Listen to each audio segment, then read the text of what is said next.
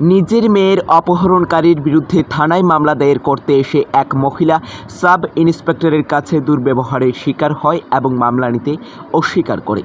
ঘটনা সোমবার রাতে আমতলী থানায় জানা গেছে, শেকেরকোট রামঠাকুর আশ্রম সংলগ্ন এলাকার এক নাবালিকা মেয়েকে গৃহ শিক্ষকের বাড়িতে যাওয়ার পথে বিশালগড় থানার অন্তর্গত চাম্পামুড়া বাগানিয়ামুড়া এলাকার সজল ভৌমিকের ছেলে রূপক ভৌমিক প্রলোভন দেখিয়ে নাবালিকা মেয়েটিকে অপহরণ করে নিয়ে যায়।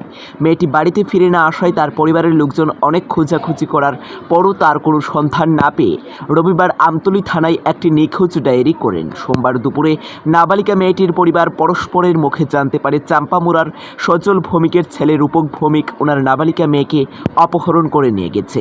সোমবার সন্ধ্যায় আমতলী থানার মহিলা সাব ইন্সপেক্টর সুস্মিতা দেবনাথ নাবালিকা মেয়েটির পরিবারের লোকজনদের থানায় আসতে খবর পাঠায়।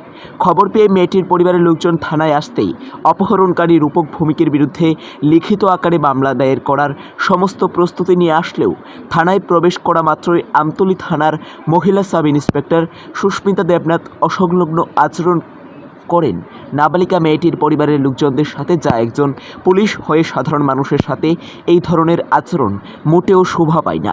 এতেই শেষ নয়, এক মহিলা কনস্টেবল শেকেরকোট এলাকার বাসিন্দা রাধা চৌধুরী ফোন করে ওই মহিলা সাব ইন্সপেক্টরকে বলে নাবালিকা মেয়েটির পরিবারের লোকজন যেন বেঁধে রাখা হয়। নাবালিকা মেয়েটির পরিবারের লোকজন অবশেষে পুলিশের এই ধরনের আচরণের শিকার হয়ে কিছুক্ষণ পর যখন অপহরণকারীর বিরুদ্ধে মামলা দায়ের করার জন্য সাব ইন্সপেক্টর সুস্মিতা দেবনাথের কাছে মামলার আবেদনপত্র জমা দিতে যায়, তখন উনি মামলা গ্রহণ করেননি, বরং জিডি অফিসারকেও মামলা গ্রহণ না করতে নির্দেশ দেন।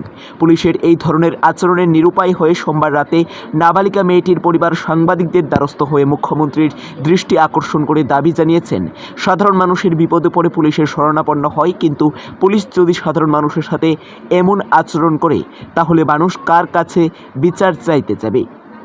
তাই তারা রাজ্যের মুখ্যমন্ত্রী সহ পুলিশের উচ্চপদস্থ আধিকারিকদের কাছে দাবি জানিয়েছেন যে পুলিশ সাধারণ মানুষের সাথে ভালো আচরণ করতে জানেন না, তাই তাদের মতো পুলিশ অফিসারকে আমতলী থানা থেকে খুব শীঘ্রই যেন অন্যত্র সরানো হয়। তার পাশাপাশি অপহরণ হওয়া নাবালিকা খুঁজে বের করার জন্য আর্জি জানিয়েছেন।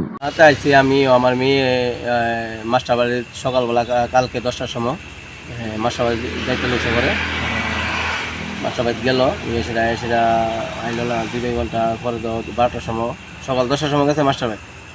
ওই 10টার সময় গেলে 2 ঘন্টা পরা 12টার সময় অনেক কথা আইসে না। 12টার সময় খোঁজাখুঁজি করলাম, কিন্তু পাইলাম না।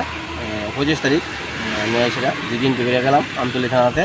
আমতলী থানা জিডিএনটি করে সার্চি করে গেলাম, আমি খোঁজখবর কোনো পাইলাম না। আজকে 26 তারিখ 7টার সময় আমতলী থানা থেকে আমার ফোন করছে।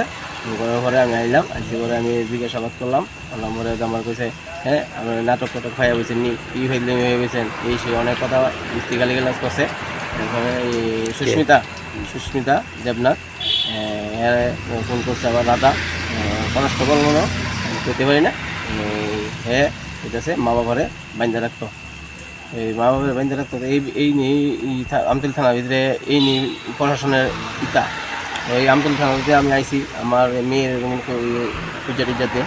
আমতলী থানার স্টাফ আমার এমন আলাপ আলোচনা করে। আজকে পর্যায়ে আমি খবর পাইলাম চাম্পামুড়া বাগানিয়ামুড়া সজল ভৌমিকের ছেলে রূপক ভৌমিক আমার মেয়ে অপহরণ করে নিয়ে গেছে।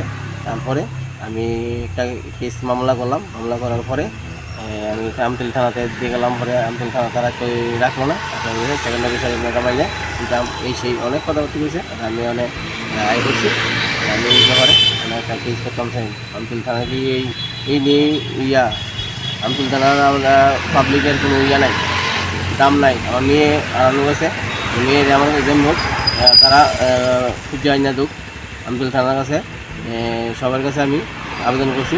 যেমন মুখ্যমন্ত্রী আসলে আবেদন করছি আমি আমতলী থানার এবং সুস্মিতা থাকেন অন্তত পুলিশ যেমন না থাকে, অন্য থানায় যেমন ট্রান্সফার করে, যেমন এই ধরনের ব্যবহার করে।